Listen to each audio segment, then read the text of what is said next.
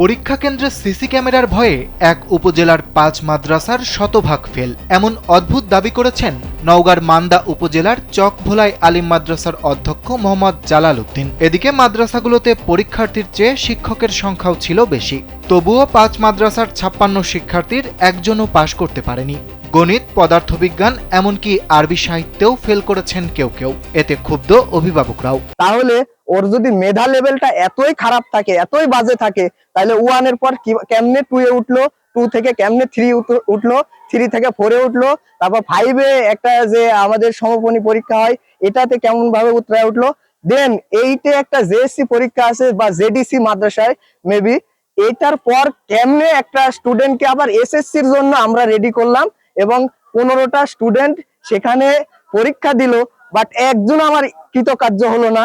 মান্দা উপজেলার কুসুম্বা শাহী দাখিল মাদ্রাসা, রামনগর দাখিল মাদ্রাসা, চকভোলাই আলিম মাদ্রাসা, চক রঘুনাথপুর দাখিল মাদ্রাসা ও এলেঙ্গা মাদ্রাসার একজন পরীক্ষার্থীও পাশ করতে পারেননি। স্যান্ডেলিনা সো, রূপচর্চায় আভিজাত্য, যা মাদ্রাসাগুলোর শিক্ষা ব্যবস্থাকে চরম প্রশ্নের মুখে ঠেলে দিয়েছে। তবে চকভোলাই আলিম মাদ্রাসার ভারপ্রাপ্ত অধ্যক্ষ দাবি করেছেন, সিসিটিভি স্থাপন করার ভয়ে কেউ পাশ করতে পারেনি। সিসিটিভি ক্যামেরার সম্মুখে পড়ে তারা ভীত বিহ্বল হয়ে পরীক্ষা ভালো করতে পারেনি।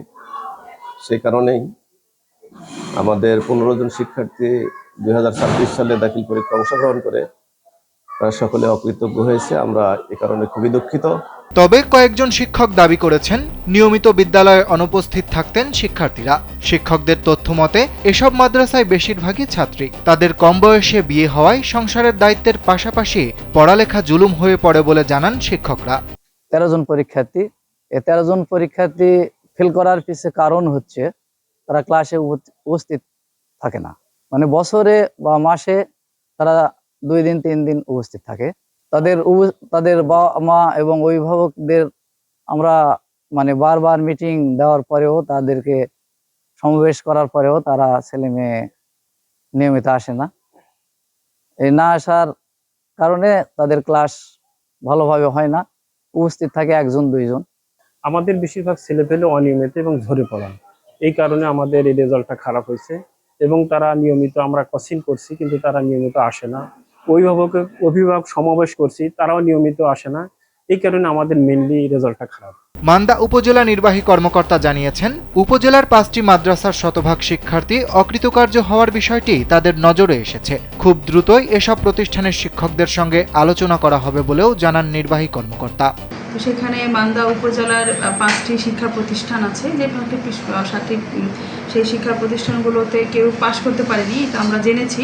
এবং সেই 5টি প্রতিষ্ঠানে সবগুলোই হচ্ছে মাদ্রাসা। তো এটা আমাদের নজরে আসছে। তো আমরা হচ্ছে সেই শিক্ষা প্রতিষ্ঠানের প্রধানগুলোকে নিয়ে শীঘ্রই বসবো। দেশব্যাপী 2026 সালের এসএসসি পরীক্ষার ফলাফলে নেতিবাচক প্রভাব পড়েছে।